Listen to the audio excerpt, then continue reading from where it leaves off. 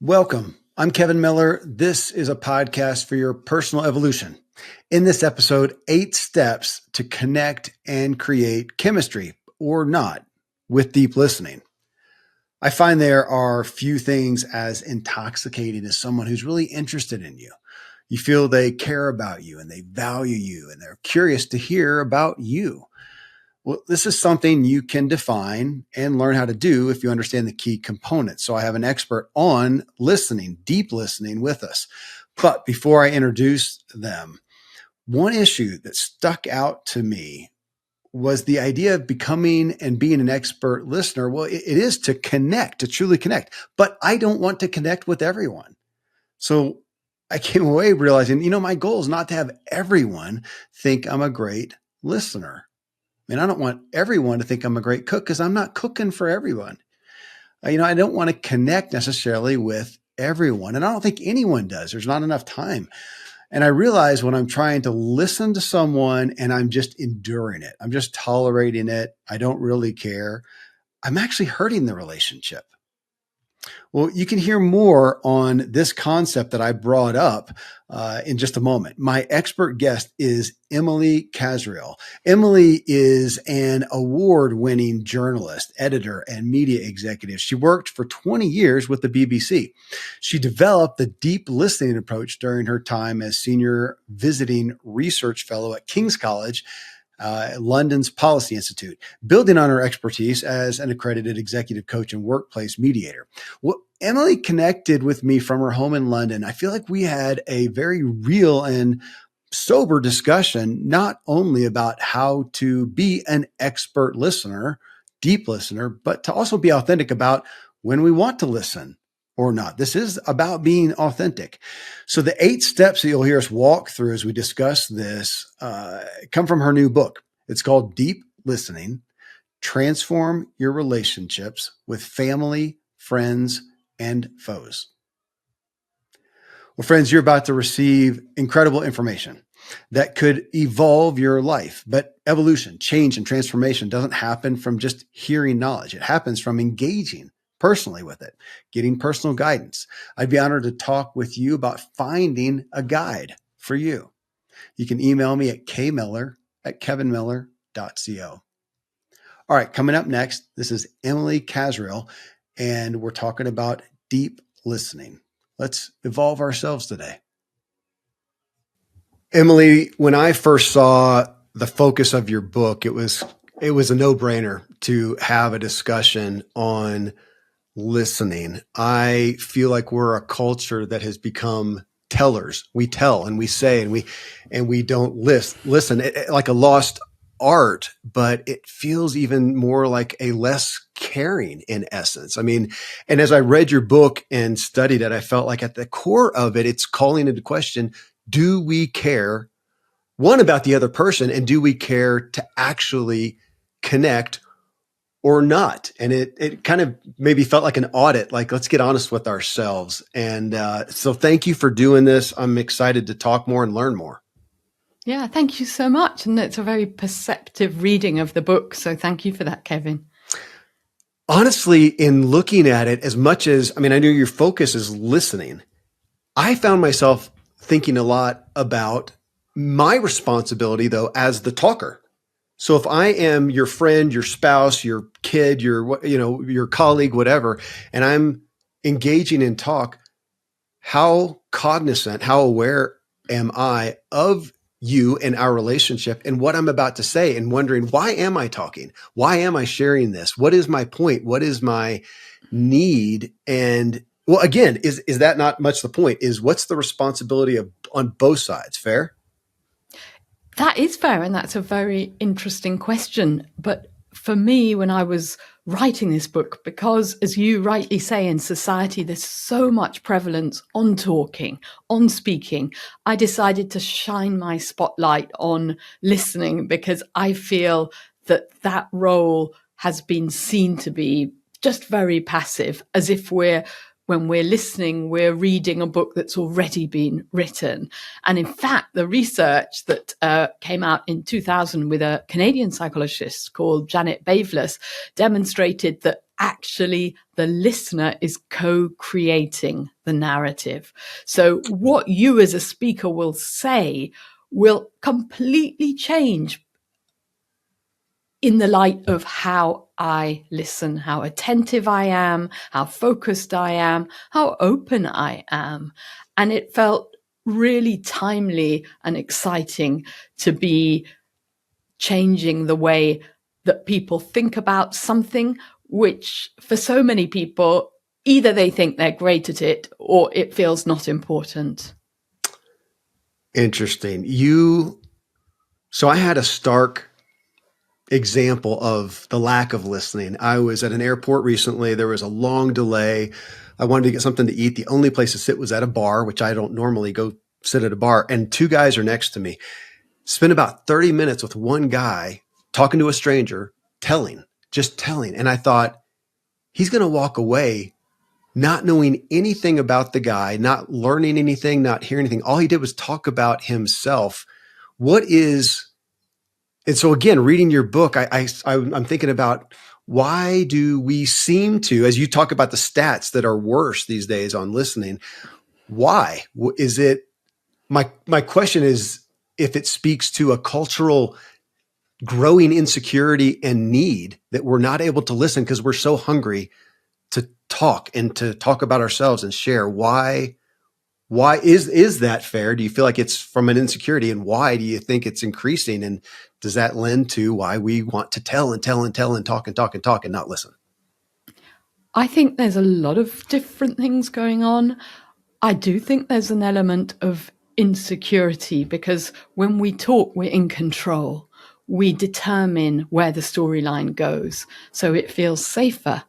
Whereas when we listen, especially when we deeply listen, we hand over control to the speaker, and they may take us places which we feel are dangerous, ideas we might find abhorrent, or raise issues which we feel make us feel uncomfortable in some way. And therefore, another factor, overlap, and another factor is the enormous pressures on time that we feel. People feel so rushed. There's so many overdue tasks to complete. And therefore, we are reluctant to give space and spaciousness for a authentic conversation to unfold because we feel so pressured, and therefore we feel we need to be so efficient in so many of our conversations. Well, I'm interested in that. I have a big family, bigger than the norm, and a lot of activity going on. And I realized at one point that almost everybody in talking with me, they would say, "Oh, I know you're busy." And I started to feel guilty about it. Like, I do not want to be that guy that seems so busy. I don't have time for you. And yet, so it feels like on one hand, we've got this culture that it's like a status symbol to be so busy. But on the other side, I'm going with that. That's so, it felt selfish, I guess, to not have time to engage with you or with anybody. I mean, that's an aspect of this, is a selfishness, a self-centeredness, isn't it? If we do not have the ability, the time, the space, the care to listen. I think that a lot of us are very pressured. I imagine if you have a lot of children, there's a lot of ferrying and carrying and looking after and all sorts of logistics as well as emotional attention that you need to give your kids, your multitude kids. I don't know how many, I'm imagining 15 or something. Not that many. Not that many, not 15, but a lot of them. But I think sometimes it's not just time, it's attention. So in those moments where we just have 5 minutes, we can not check our phones. And I know myself, the more stressed and the more hurried I am, the more likely it is I feel compelled to reach for that shiny glass. Thank goodness it's not anywhere on my table. I can't even get distracted by its shiny glass because we know even if the phone is off, the very blank screen will still, with its gravitational pull, distract us. And a lot of what we do when we're stressed is doing tasks which actually are not essential, and being with a child or a parent or a colleague or a stranger and giving that stranger, and I'm wondering your interaction with the stranger in the bar in the airport, whether perhaps your listening allowed him to talk at a surface level. And my encouragement with deep listening is to encourage people to go deeper and go beyond what, the reciting of facts, or reciting of old stories, which is what we mostly do. And my whole shtick, if you like, is to encourage people to have, not for every conversation, but for the conversations that matter most, more profound encounters, which leave both of us changed and both of us feeling much more connected. Yes.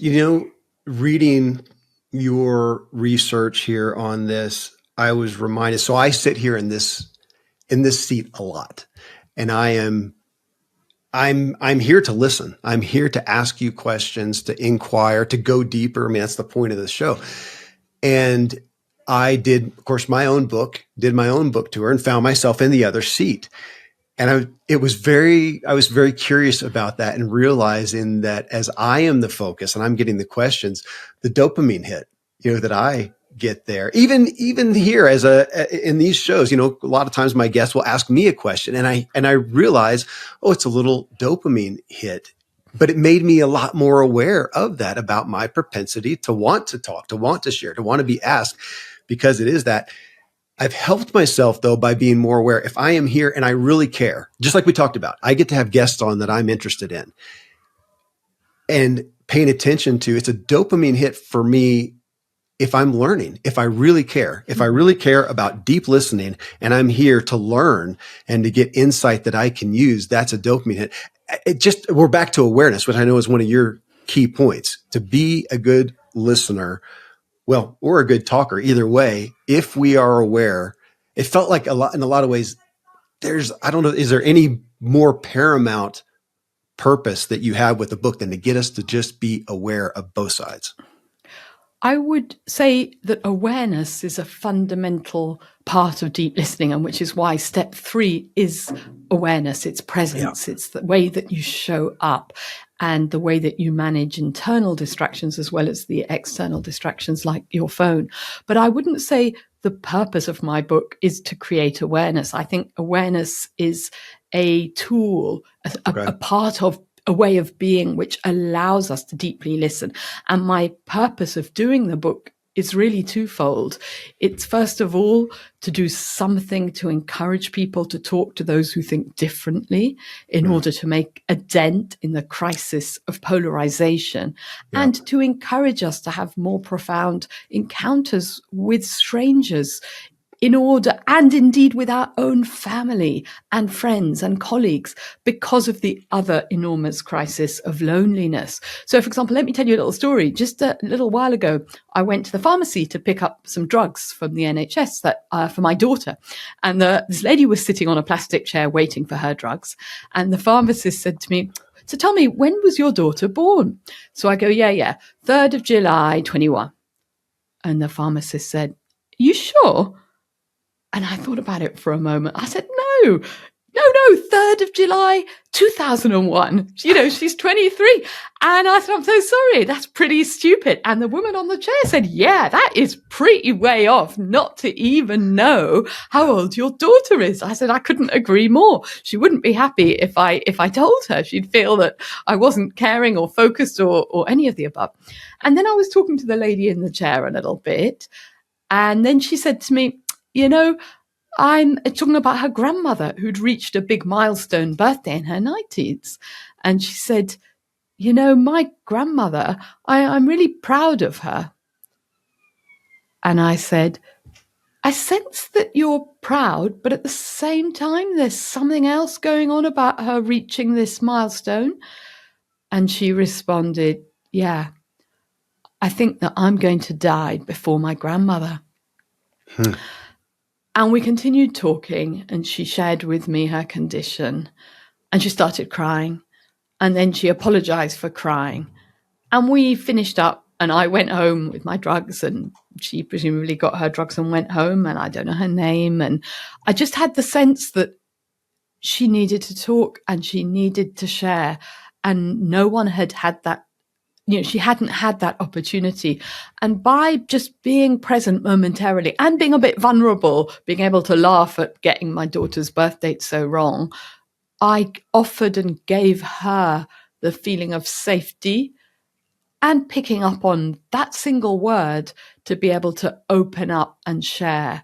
And suddenly we were going way off script and having a real conversation. And although I felt really sorry and empathetic for her concern and suffering and ill health, I also felt a profound connection with her that really left me feeling grounded and so much more in the moment than I had anticipated when I went to the pharmacy to get the drugs.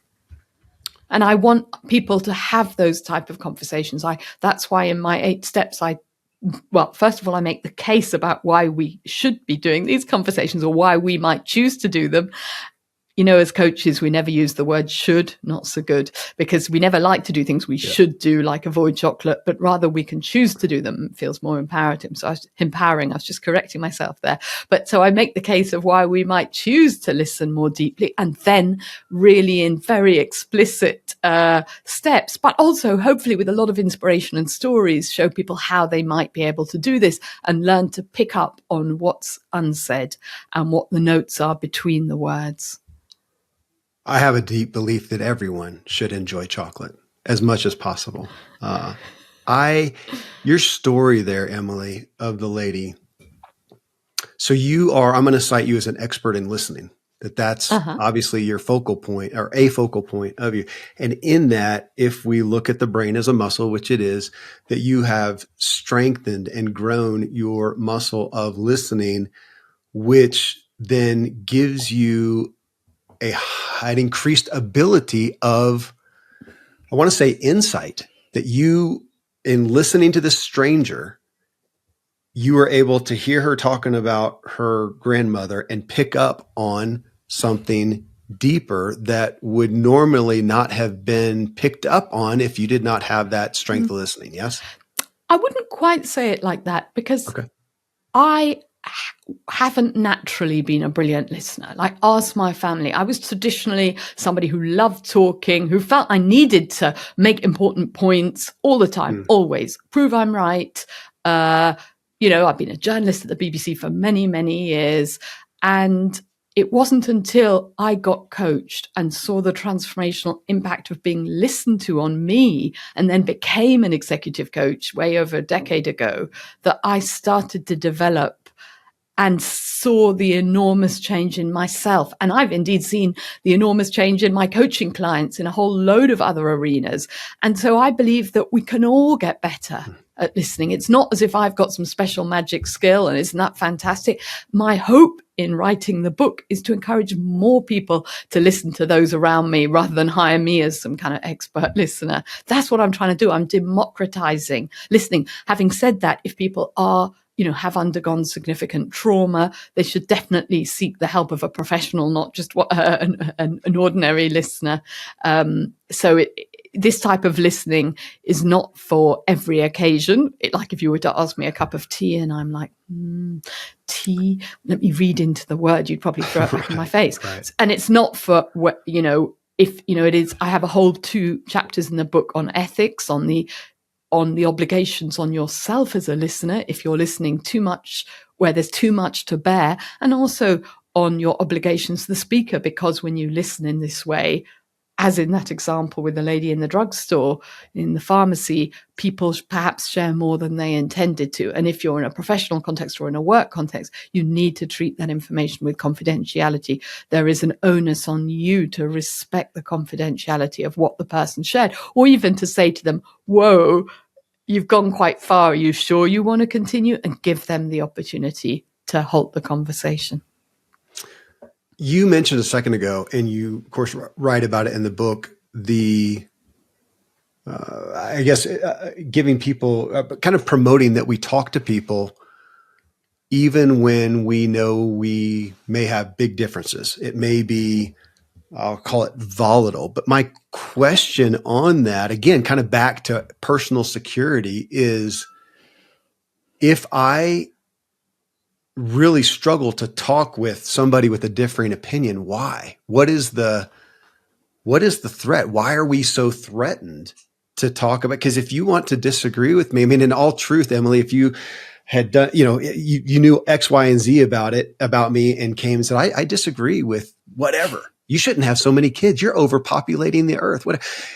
At some point, I mean, I may not like it, but why am I so threatened by that? I am concerned about that. Why we, as a culture, we not only don't want to listen to a different opinion, why it belies the question of why are we so threatened? And what do I want? Do I want to be, well, I guess it's that age old question. Do I want to be right? Or do I want to learn something maybe? Am I confident enough in my thoughts, my perspective to listen to you with a differing one? Isn't that a big question of it? Why are we so threatened?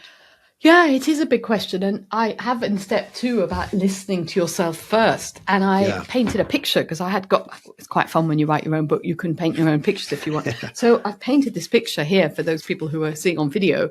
And this shows this lady who's trying to listen, but you can see that there's a lot going on in her head because she's looking really worried. And inside her, there are all these sort of various sort of D-books, devils of all shapes and sizes who are just causing complete chaos. So this poor lady is not really able to listen. And these shadows, they come out of our basement, our mental basement, especially when we're talking to people who we disagree with. So I think, and there's a lot of research around that what happens when we disagree with people, we paint on their faces all the stuff that we don't like to acknowledge about ourselves. So all the horrifying, all the fears, all the anger then gets projected onto them, and therefore we're no place to listen. And that's why it's so important to recognize before, let's say, you're meeting somebody, what's really going on here. So, for example, I was talking to a former colleague of mine at the BBC who now chairs an English regional energy company. And he was really struggling, because he's chair of this energy company, with somebody on his board who is an accountant and who reports to him as the chair. He's a fellow trustee, but he is the chair, this colleague of mine. And he said, and I've got to find out what's going on because I need this guy's help. And yet every time he talks, I feel he's patronizing, he looks down on me, and I'm not able to tap into his expertise, which I really need because I don't have accountancy background, and that's part of my insecurity. And as he was talking to me and talking it through with me, and I was just listening in silence, he then went quiet. He stopped our gaze, he looked up top right, and he was quiet for a few minutes. And then suddenly his whole persona changed. And I hadn't said anything. And he said to me, I know what the problem is. This guy, he reminds me of my bullying older brother. Wow. And when this colleague was younger, his eldest sibling had left home. His parents weren't very interested. And so his elder brother was supposed to kind of amuse him, look after him. But his elder brother just wanted to do experiments in the kitchen with Bunsen burners and do all this fantastic stuff. His little brother was annoying. He didn't want him near him. He didn't want to give him attention. And therefore, once this colleague had realized what was going on, he then also realized he felt like he was aged 8 again in the presence of this guy. And once he acknowledged and realized that, he went back and was able to have a really different conversation with him. They're not best buddies, but he was able, something fundamental changed because he realized his own stuff. And in my opinion, and I know from my own experience, when I feel I'm 150% in the right, when I feel really emotionally sure, that's often a sign there's some of my stuff going on there. And it's an opportunity to go for a walk, and I write in the book about, writing it down or drawing it, or just listening to what's going on in your own shadows and say, what's really going on here? And give yourself the opportunity to unpack why you feel so frightened about a certain individual or the group that they belong to. Is it anything about your own stuff? Because, it's my belief, and there's certain provisos I write about, but we can listen to anyone.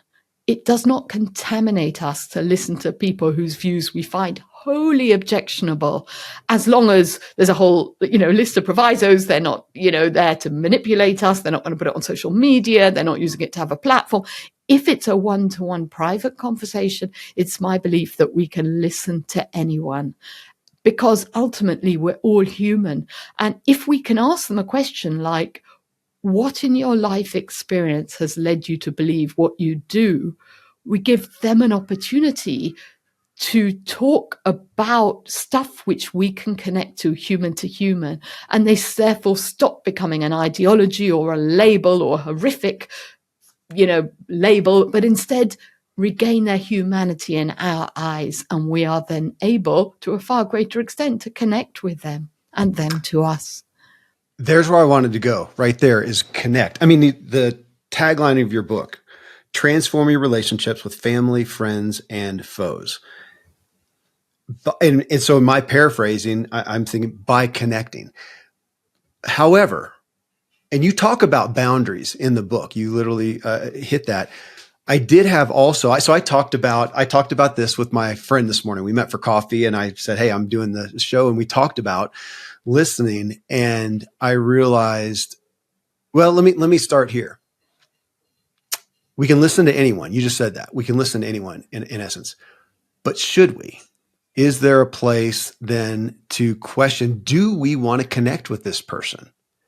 If I found myself just thinking about that as I was reading the book. Do I always want to connect? Sometimes I got to realize I don't care to connect with this person, or I don't right now. Can I say, I do not have the energy to connect on this point right now.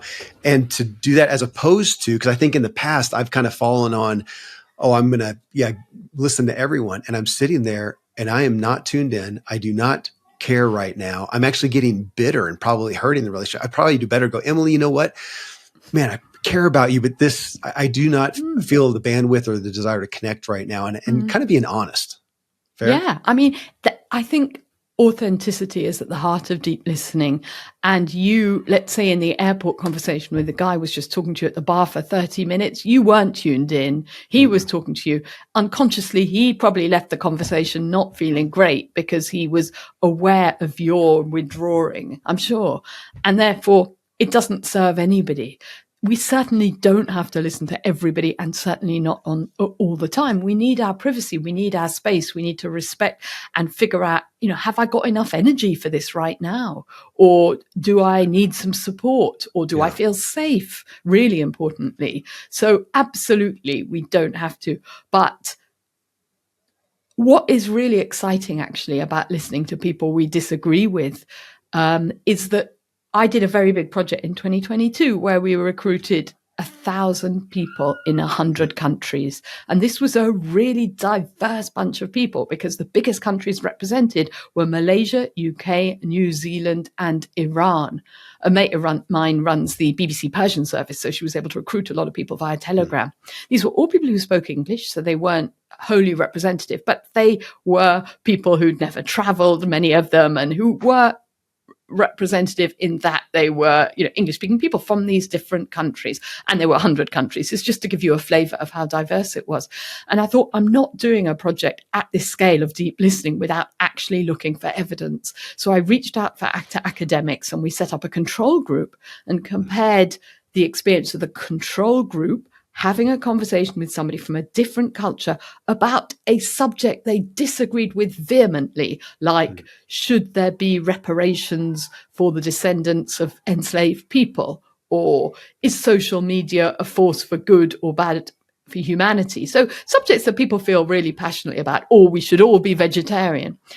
And we compared the experience of people having that conversation in the control group without any training and the experience of people who would have 6 hours of training and experience of deep listening and then had the conversation. And we found that people who practiced deep listening felt safer to express themselves and more genuinely understood. They did connect at a far greater level with their partners. And this is the really exciting bit, they felt more open to re-examine their own attitudes. So when you deeply listen to somebody, not only are you understanding, and we all need to understand why people vote for politicians we might find abhorrent and immoral. I think it's important for society that we understand more, but when we're listened to, we're more likely to become less defensive. You were talking about being so defensive and how to cope with it. Get somebody to listen to you, because our defenses go down. And there's other research which supports the research on my project, which I think is one of the biggest global projects in terms of its diversity, because a lot of experiments that are published in papers, which mine was, just with a few psychology students or hundreds in one university. Mine was a far more diverse group of real people, not just psychology students. But there's other research that demonstrates that people who feel heard dial down their attitude extremity. So they are more open to allow the possibility of more than one perspective. And that's why it can be so effective. Now, even though you might be able to influence somebody by deeply listening to them, if you're having an argument with your spouse about where to go on holiday, for example, rather than just project all your fantastic arguments, which a lot of us are tempted to do, because after all, they're so compelling. After she hears why we need to go to this particular town in Greece, how could she want anything different? But actually, by really understanding where she wants to go and why, she'll be more open to your perspective. And then perhaps you'll decide to go on a different holiday altogether, because you've had that real authentic exchange and you've gone off script and you understand each other a bit more and feel understood.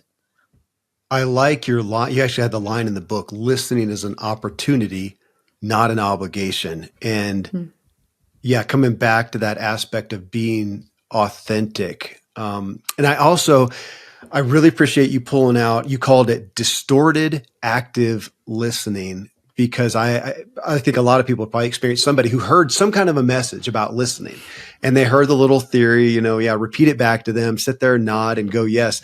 I have to watch out. I'm self-conscious of that. Like right now, we're on a video together. I can see myself, and sometimes I'll try to watch myself a little bit and realize I'm going, just nodding constantly and going, stop it.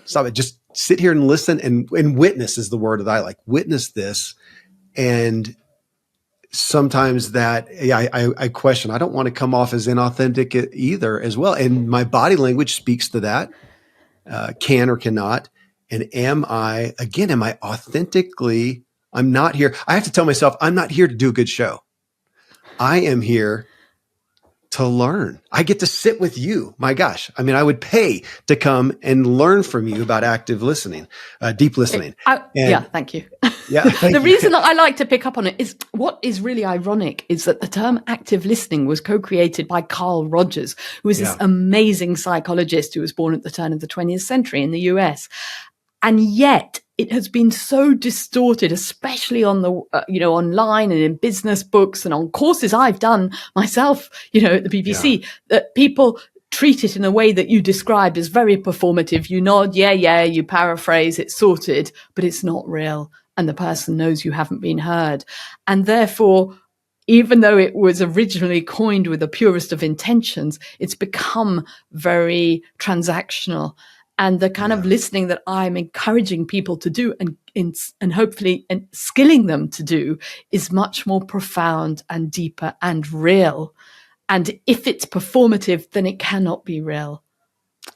That right there, performative. I think I've done that in the past, probably sitting in this seat. I have had some times of doing that, but it probably happens more when I realize I'm not totally invested. Which I don't do that anymore. I'm not going to sit here unless I'm invested in it. So you do have 8 steps in this. And as I walked through those, every one of them was so helpful. I mean, step 1, creating space. And my paraphrasing is creating a safe space. Can we have a safe space? And again, I'm thinking about authenticity. I'm thinking about threat. I'm thinking about I had my issue with a kid yesterday, and I pondered, how do I want to address this? And I was influenced by your book, which I had been studying yesterday as well. And I thought about my point. It's my kid. I want to connect with them. And that changed completely the concept of what I wanted to talk to them about and how I wanted them to feel safe. If I came to them with this thing I was frustrated with and immediately put them into a threat physiology, there's no way we're connecting. And then what's the point? I'm just making things worse. So creating a space is, well, I wanted to ask you, what are some of the primary ways that you see that we, in our relationships, that we don't create a safe space? Are there some primary ways that we miss just culturally? I think we often feel urgency and we inject urgency. I mean, it might mean that we've only got 10 minutes, and that's a fact. We might want to share that because we have to have a conversation in 10 minutes. But it's not the time, it's the way it's the framing of it. And part of that is our lack of attention. We've spoken about the importance of being fully there, but it's also the place. So I'm a bit hesitant about using the term safe space because I think that's been misused a lot in the US because of people who don't like certain opinions and say there's a safe space, and it's become quite politicized. But it is a place of safety. I mean, you're absolutely right. And it is. So, for example, people have told me, like one lady whose child came home from school and she had a medical condition, and her child had somebody who effectively put some dirt in her water bottle, and she had a medical condition and this could be life-threatening, and her daughter just wouldn't appear, and her daughter disappeared under her bed and would not come out for food or anything. And then the mother realized that the safe space was under that bed, and she needed to get under that bed with her daughter in order to find out what was really going on. And only after being in that space with her daughter there did her daughter finally start to talk and explain what had happened, and they were able to, be able to move ahead. So, other people have told me, the small child, get them amongst their toys in their bedroom, away from siblings, for example, who may be listening and teasing, or in a work context, if you're wanting to hear why your employee is always late for work, open plan office, not so good. Far better go for a walk, ideally even with a bit of nature, because that brings us to a bigger horizon and allows both of us to feel so much calmer. And places where you can take a little time before an important conversation to really do whatever it helps you return to being present and being open. And it might also be to help the person feel really cherished. So that's why I spent time with Japanese tea ceremony practitioners who, so for example, if I'm, serving you tea in a beautiful ceramic mug, I will rotate the vessel so that the most beautiful, this isn't a particularly beautiful thing on my water bottle here, but the most beautiful image will be there for you, my guest, so that you will feel cherished. Or maybe it's your favorite Adele track and put it on this on Spotify so you can feel good. And it's taking the thought. I mean, I was talking to some First Nation people in Canada, and they walk through a place where they're going to use it for having a difficult negotiation and ask themselves, is this place really good for listening? Well, your step one and step two, step one, creating a safe space, that really brought me to being aware of the other person. And my kids, again, I've got a lot of kids, so they're a great muse for me with everything, because it had me thinking, Emily, that the safe place for one, the safe space, or the creating space for this kid is very different than creating space for this kid. And I have to be so aware of them. And then your step two, which you mentioned, listening to yourself. Now I got to be aware of me. And it really was confirming, honestly, to go through your content on step two, because I have been working on myself in conflict. So I am a very naturally conflict averse person. And as I've been working, I found myself taking a communication, let's say, or being in a conversation with someone, especially in an intimate place, and saying, okay, how would secure Kevin react? How would secure, Kevin, respond to this text and this, this what I feel is conflict. And so now I'm looking at being aware of the person I'm talking with, now being aware of myself. We're back to, again, now that key of being aware, which is step 3, being present, being aware that this is all of it. You've mentioned urgency a lot. Is it not just a key requirement that at some point, okay, deep listening, I could paint an umbrella over that, is I've got to slow down. If I'm going to do it, we've just got to slow down. Is that a paramount? Can we put that as a paramount label on this? You're going to have to slow down to do it well for the most part.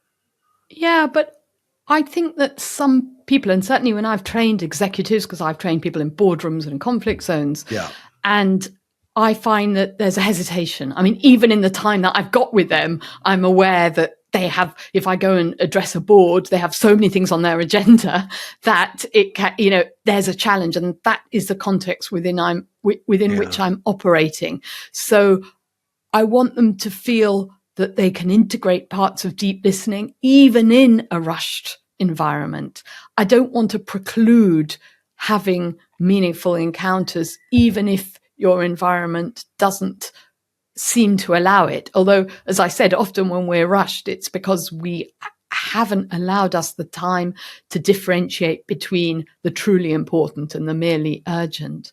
And then another point, just to bring, when you were talking about your kids and about listening to yourself, and one of them, especially, you have so many children, we're not saying how many, which I think is intriguing. I have 9. I have 9. Okay, well, that is a pretty impressive number, so well done you. Thanks. And I can see that it will give you a lot of pressure, but it's thinking that you put a label on a child and you think that child, this child is like this.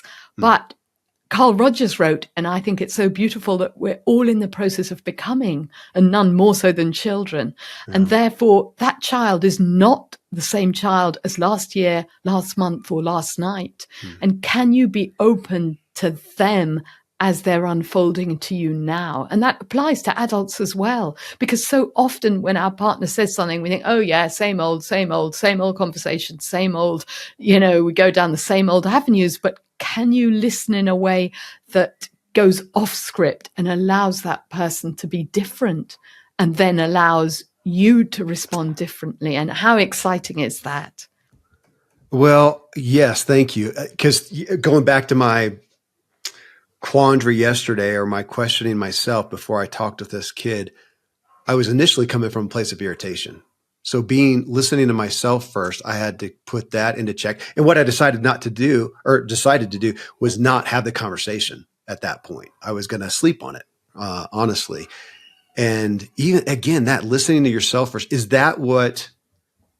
would you say that are you looking for your emotion? Like, is that your key point? What is my emotion? And especially if it's a threat emotion, that's not a healthy place to connect. Yeah. Yeah. I think that's fantastic that you were cognizant enough of what was going on in yourself that you realized you were in no place to really listen. It sounded like you wanted to be telling off this child, not listening. And in fact, I'll give you credit. I was reading your book. So, but I have some friends of mine where I met who I hadn't seen for a long time. I said, I'm writing a book on deep listening. They said, yeah, that's great. We've got an impossible 14-year-old teenager and we really want him to listen to us. And what they meant was obey us, because that's what a lot of us think of as listening, as obeying. And I thought it was just so interesting. And I was trying to lightly invite them to the possibility that perhaps they could listen to their son in a different way, rather than getting him to listen to them, i.e. obey them. Because, we can't change anybody else, but we can change ourselves. And through changing ourselves, there's the possibility that the other person too may change. But the fact that you were aware of that this isn't a good time for you, sometimes we don't have the choice.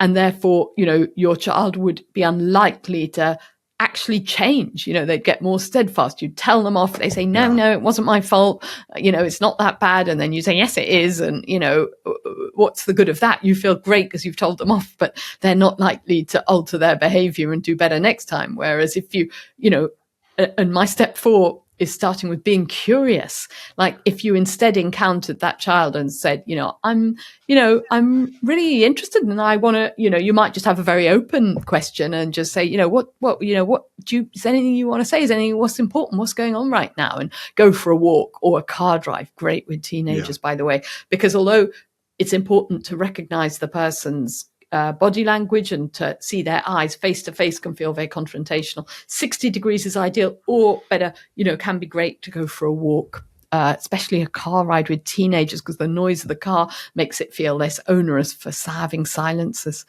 and allowing them so that you are truly curious. Like you're thinking, nobody acts badly because they are bad people. Why is my child doing this thing which I feel is far from ideal? What's really going on with them?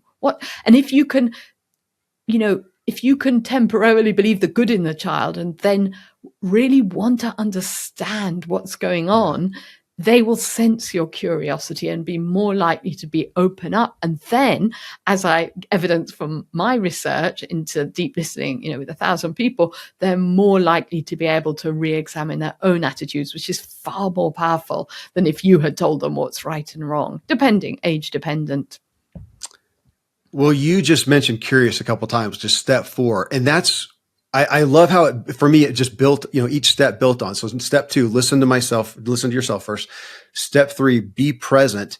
And then step 4, be curious. And with step 2 and 3, again, looking at myself, can I get myself, be present and make sure that I'm in a place where I feel safe? And I really like the word lately, sober, that I'm just sober in my own thinking, my emotions, my intellect, whatever. And I like, and with the context here, I wrote down that I'm sober. I'm not, quote, intoxicated in my own feelings. Then I can be authentically curious. And that's a big word for me because I think I have used some of this kind of in that inauthentic aspect. I can inauthentically be curious. Yeah. But like you said, I think the energy comes across. I think that you would sense it. I think if I was sitting here, well, you tell me. Yeah. That would be right here. Have you felt authentic or inauthentic curiosity thus far from me?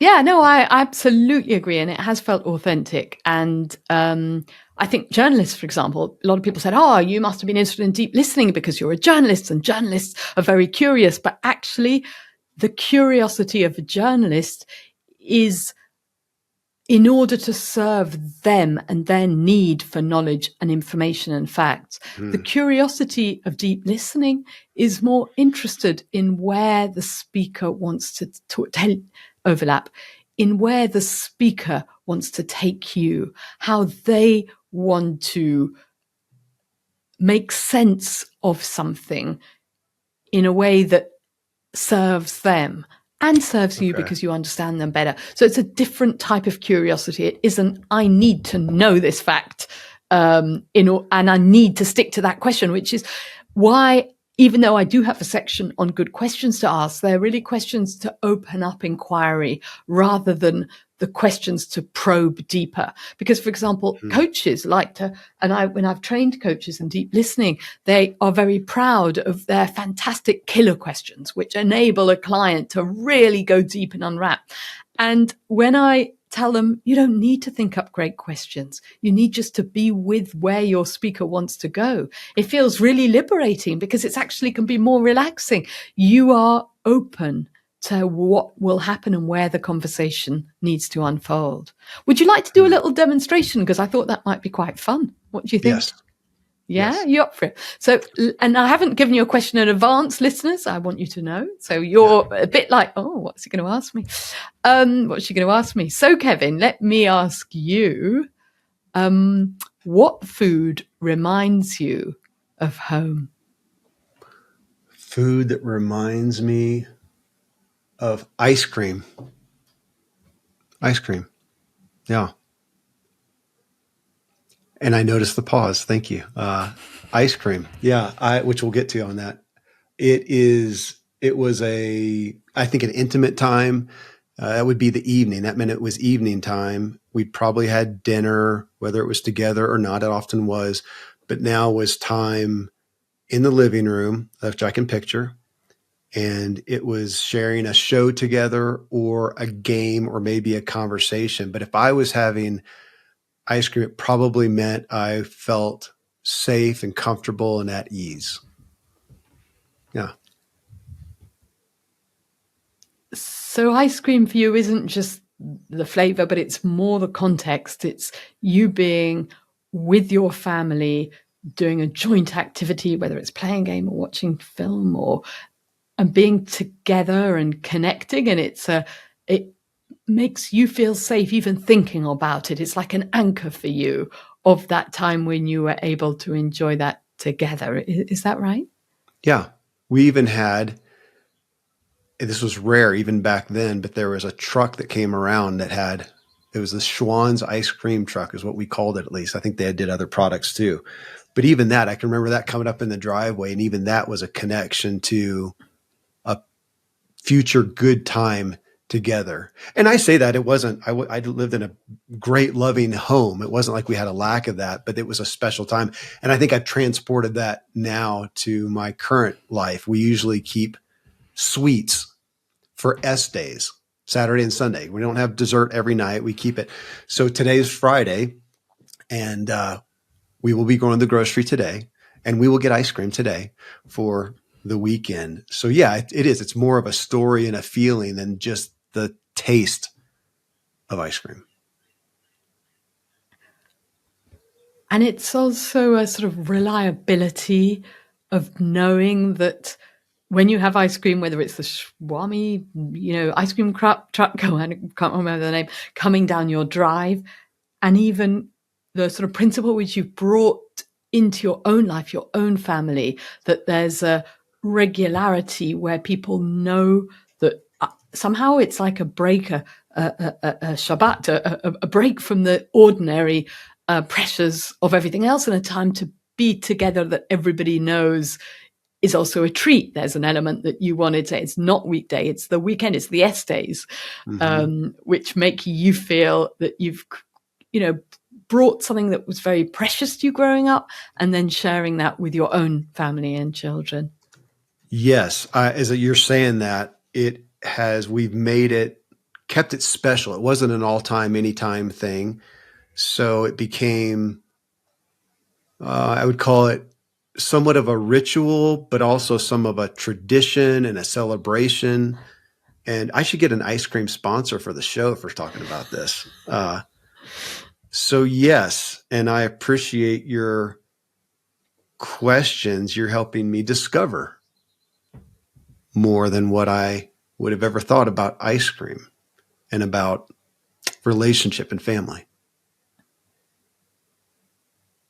And there's something you feel quite proud of, intentionality here, of you creating a break, a ritual part of the week that's different, and that the kids all know that difference, and going on Friday to the store and buying it. And it's like your own rituals and something unique that holds your family together. So your kids too will grow up having had that family ritual, which is, the Miller family. That's what we do. We have S days and we have ice cream on our S days, and we're together. And it's intentionally creating that feeling that in their hearts as well, and a sense of connection between all of you that is so important that you enjoyed at home.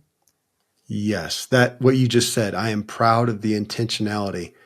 Yes, as my kids have gotten older, they speak to my intentionality with a lot of things. In the evenings, dinner. It's my favorite time of the day, dinner with music. And for me, a glass of wine, and we sit down together and we enjoy it together. So the intentionality is, I value greatly. So yes, thank you for pulling that out of me.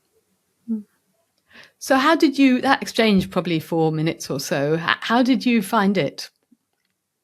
What resonated with me is, as you were authentic and curious and asked, and to me, I would say insightful, and asked the deeper questions, I felt valued by you. I felt you also then helped me discover And that is probably, I would venture to say that's an emotional connection. And when I buy ice cream today, I'll be thinking about Emily. How interesting is that? And so you've just made to use the old cliche, you just made a footprint in my life of value that will, well, I can keep going. I mean, it's going to resonate. It'll benefit you. That's going to add into the energy of us promoting the show. And when I do the intro and the connection and that connecting, which that feels like the rare, that it's becoming more and more rare. I mean, you know the stats as we feel more lonely and isolated and we look at those stats, it's lack of connection. And so you are fostering connection. You should be president of the United States. We need more of that. Yeah. Actually, how many questions roughly did I ask you, by the way, Kevin? I would guess at least, my guess would be 4. Actually, I just asked you one question. What food reminds you of home? Now, when you were talking about ice cream, I was thinking, where did you grow up? What state was it? How big was your family? Like you told me about your very many children. How many kids were they in your home? What flavor ice cream? Was it homemade? I had a million questions I could have asked you. But had I done that, I would have found out nothing compared to what you chose to share by me just trying to use not just my 2 ears, but as Theodore Reich, who was a pupil of Sigmund Freud, called your third ear, in my heart, to intuitively sense what's really going on for you there and to offer it back with humility, because these are borrowed clothes. I might have got it wrong. And had I got it wrong, it's not a problem, because you would have said, no, it's not this, but it is this. And in doing so, I'm offering you the opportunity to reflect more deeply.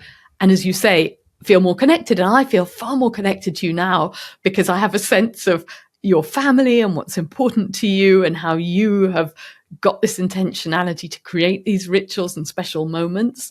And it feels, I have a lot of respect for you. And that's why in step 4, it's curiosity, but curiosity leads to empathy and respect. Because once we know somebody as a human, not just as a label or as a stranger, suddenly so much becomes possible. And we're able to have really profound connections. And I think, and other research, actually, there's a guy, Nick Epley at Chicago, and I've done some collaboration with him, and he's done work on strangers and the way that we often think that the encounter will go terribly if we talk to a stranger. But in fact, when he's done research, both in the US, even in the UK, when we're famously shy and weird, that even in the UK, people still feel that it went far better than they could have anticipated.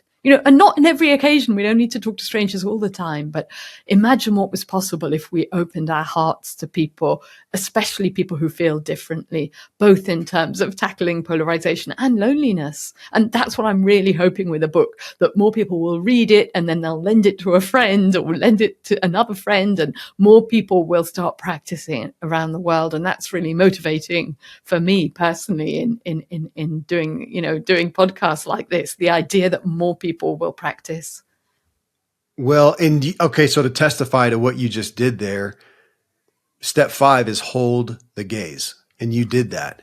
You were, theoretically, especially if we were together, like this morning, I was with one of my friends sitting across from the coffee table. And when he was listening, he was not looking at his phone.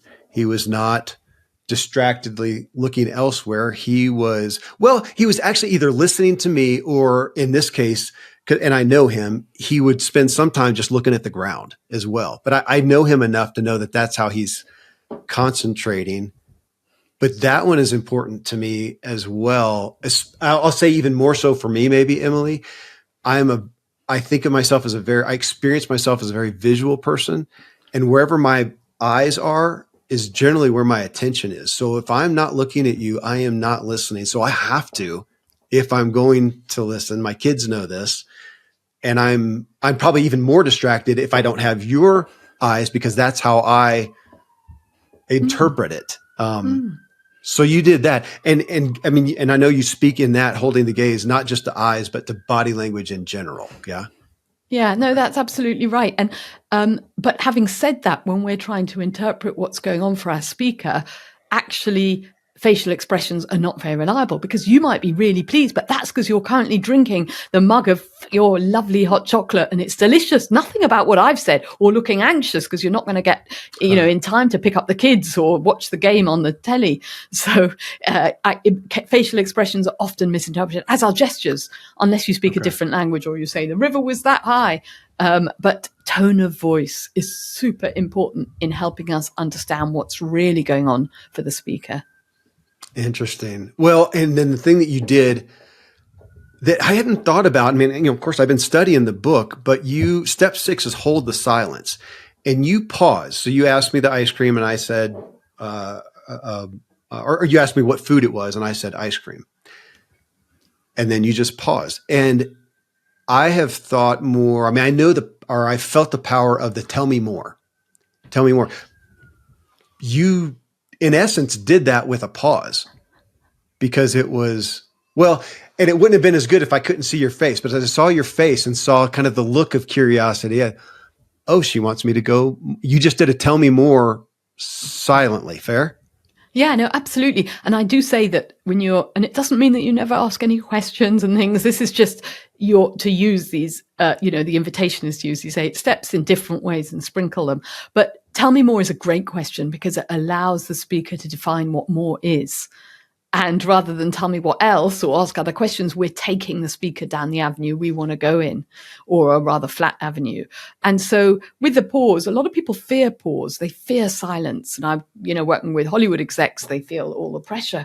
And the tell me more allows, or the silence, as we're really talking, there can be lots of different types of silence. There can be an intimidating stare of, trying to extract value or getting you to confess. But I'm obviously not talking about that type of silence. I'm talking about a warm, empathetic silence, which allows the speaker to think more clearly and gives the listener the opportunity to make sense of what they have said. And so you saw, and step 7 is reflecting back. I wasn't doing a kind of active listening, sort of performative reflecting. I was really using that silence to almost unconsciously figure out what was important to you. What were the words you said? What were the words that you didn't say? And what were your feelings around what you had expressed? Because if we don't reflect feelings, people won't feel heard. And then this leads us into step 8, which is about going deeper to really get a sense of your values and your motivations. And even in that 4 minutes, we got a sense of that there. And I was actually just training 2 people in a boardroom and did a little 4-minute exercise like this. And one person in the sort of general feedback said, I've said something to my colleague I have never said to anybody in my whole life. And that's what's kind of crazy about deep listening. It allows us both to go to places that we never anticipate. And that's why trust is so important. And that's why the ethics of confidentiality is also so important.